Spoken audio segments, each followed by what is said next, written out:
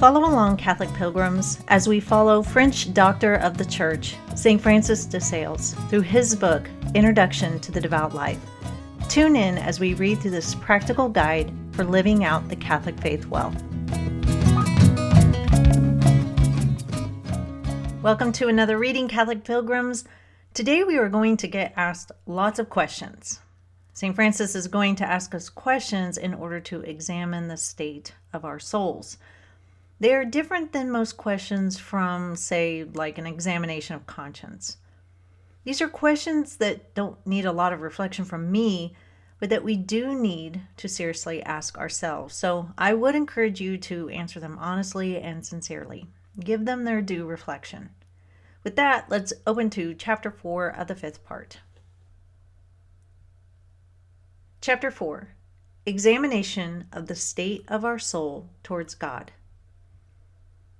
How does your heart stand with regard to mortal sin? Have you a fixed resolution never to yield to it under any circumstances whatever? Have you persevered in this resolution since your profession until now? In this resolution lies the foundation of the spiritual life. Number 1. What is the state of your heart with regard to God's commandments? Do you find them easy, light, and pleasant? He who is in good health and has a healthy digestion likes good food and rejects that which is unwholesome.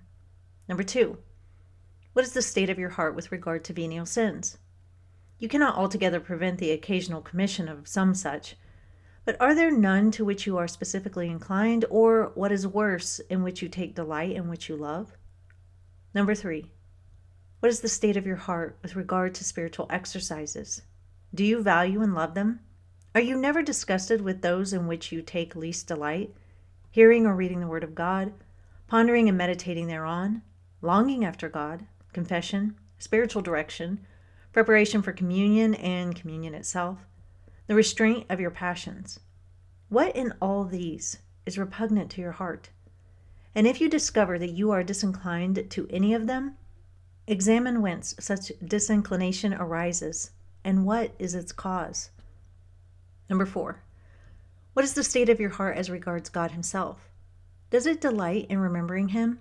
Does it draw thence a soothing pleasure? As David says, I remember, O Lord, thy judgments of old, and I was comforted. Do you feel within your heart a readiness to love Him, and a taste to rejoice in that love? Does your heart seek repose in reflecting upon the immensity, the goodness, the sweetness of God? If amidst the occupations or vanities of the world the remembrance of God comes over you, does it find room in your heart? Does it seize upon you? Does your heart turn gladly towards it, and as it were, go to meet it? There are some souls that experience this. Number 5. If a wife sees her husband who has been long absent, returning and hears his voice, however she may be absorbed in business or detained by some urgent occupation, her heart must speak and act. She forsakes all other thoughts for that one, her returning husband. So with souls that love God. Although they may be engrossed with other things, when the remembrance of God comes upon them, they will forget everything else. So glad are they to regain that beloved remembrance. This is an extremely good sign. Number 6. How is your heart affected towards Jesus Christ, both God and man? Do you delight in being near Him? Bees hover round their honey with delight, but wasps feed upon every kind of corruption. Thus, holy souls find their delight in Jesus Christ and are kindled with an ardent love towards Him, but the wicked seek their joys in vanity. Number 7. What is the state of your heart with regard to the Blessed Virgin, the saints, and your guardian angel? Do you love them greatly? Have you special confidence in their goodwill? Do you take delight in their lives, their praises, and in thoughts of them? Number 8. As regards your tongue, how do you speak of God? Do you delight in praising Him according to your powers? And do you love to sing His praise? Number 9. As to works, examine whether you have God's eternal glory at heart and seek to honor Him by your deeds. For those who love God also love to adorn His house. Can you remember any affection which you have forsaken or anything which you have renounced for God's sake? For it is a sure sign of love when we renounce anything for the sake of Him we love. What then have you abandoned for the love of God? Oh man, number 5 brought back such sweet memories. St. Francis says, quote, "If a wife sees her husband who has been long absent returning and hears his voice, however she may be absorbed in business or detained by some urgent occupation, her heart must speak and act. She forsakes all other thoughts for that one, her returning husband. So, with souls that love God, although they may be engrossed with other things, when the remembrance of God comes upon them, they will forget everything else. So glad are they to regain that beloved remembrance. This is an extremely good sign." Unquote. In 2012, my husband deployed for 6 months, and that was the longest 6 months of my life. I went home to Kansas to live with my dad and be close to the rest of my family. 3 days before he was to come home, my girls and I traveled across the country to Baltimore, where he was scheduled to come in. At first, he was to come in at 9 o'clock at night. Then it got pushed to 11, and then 12, and I was just about to lose my mind. The final verdict was 2 in the morning. So my girls and I drove to the airport and found the area where military planes come in. The airport was deserted except for this one spot where a crowd was gathered around a door. And the plane that he was coming in on was a huge military plane carrying tons of people coming back.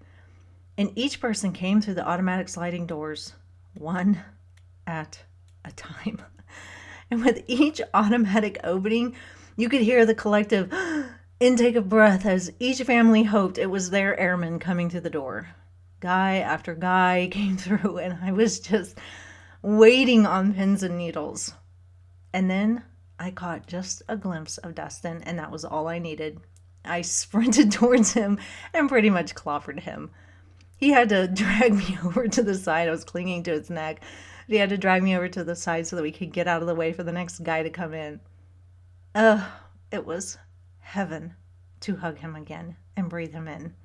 My heart was finally home. I liken this to how I felt when we were kept from the Eucharist during the COVID pandemic.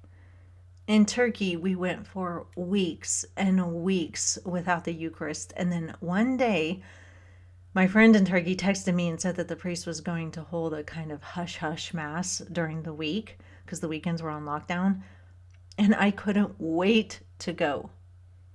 Going into the church, it felt so good to be there and to receive Christ again. My tank was finally full again, and I could carry on.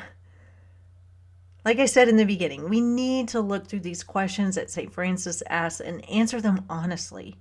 God already knows your heart, so there is no reason to not be forthcoming and honest about them. And remember, you can't fix or change anything that you refuse to acknowledge. So I do hope that you take some time to answer them.